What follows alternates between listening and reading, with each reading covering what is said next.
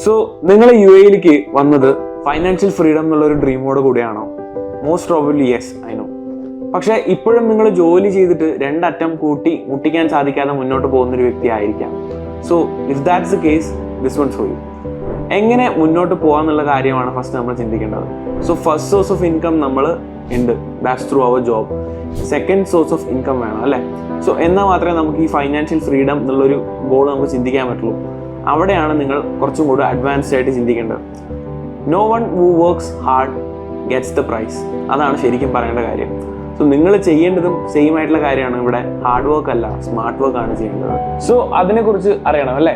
So join the 5% club. ഈ ക്ലബ്ബിൽ നമ്മൾ സംസാരിക്കുന്നുണ്ടാവും how to save and how to invest those savings and how to prosper from those investments.